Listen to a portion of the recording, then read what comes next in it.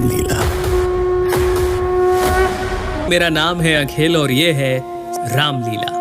माना जाता है कि आदि कवि वाल्मीकि जी ही इस कलयुग में गोस्वामी तुलसीदास जी के रूप में जन्मे और उन्होंने मानव जाति के उद्धार के लिए संवत 1631 में रामचरितमानस की कथा का आरंभ किया।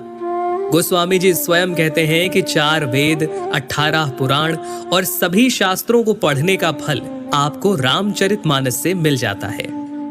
राम जी की कथा सबसे पहले शिव जी माता पार्वती को सुनाते हैं।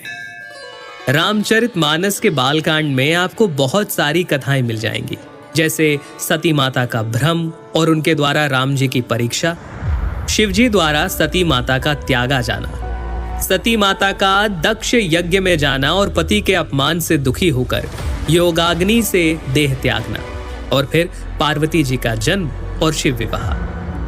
परंतु राम जी के अवतार लेने के 2 मुख्य कारण रामचरितमानस में आप जान पाएंगे। पहला, मनु और शत्रुपा का 10,000 वर्षों तक का कठिन तप, जहां वो प्रभु से कहते हैं कि हमें आप जैसा पुत्र प्राप्त हो, जिसके उत्तर में करुणा निधान भगवान कहते हैं, ऐसा ही हो हे राजन, मैं अपना सामान कहां जाकर खोजूं? अतः स्वयं ही आकर तुम्हारा पुत्र बनूंगा। और दूसरा कारण नारद मुनि का भगवान विष्णु को दिया गया श्राप। तुमने मुझे ठगा है, अतः अपने किए का फल अवश्य पाओगे। तुमने हमारा रूप बंदर सा बना दिया, अब बंदर ही तुम्हारी सहायता करेंगे। तुमने मेरा बड़ा आहित किया है, इसलिए तुम्हें भी स्त्री वियोग में दुखोगे।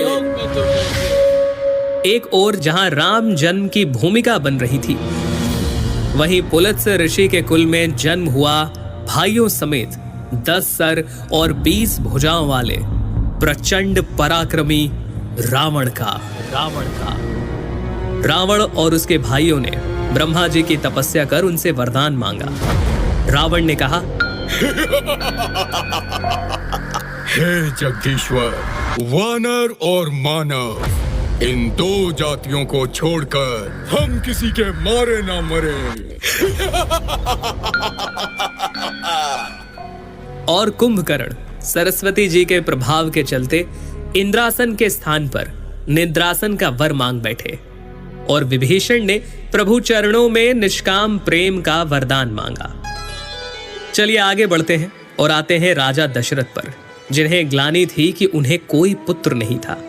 गुरु वशिष्ठ के कहे अनुसार महाराज दशरथ ने ऋषि श्रृंगी को बुलाकर पुत्र कामेष्ठी यज्ञ किया, जहां अग्निदेव स्वयं हाथ में चरु यानी कि खीर लिए प्रकट हुए, और इस खीर के प्रभाव से तीनों रानियां यानी माता कौशल्या, माता कैकेयी और माता सुमित्रा गर्भवती हुईं, और चैत्र मास के शुक्ल पक्ष की 9वीं तिथि को दोपहर के समय प्रभु श्री राम का प्राकट्य हुआ।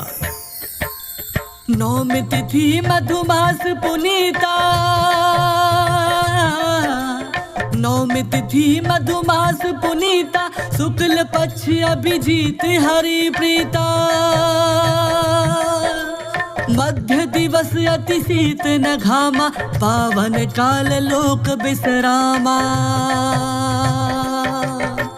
राम सिया राम बोलो, राम सिया राम बोलो, राम सिया राम बोलो राम।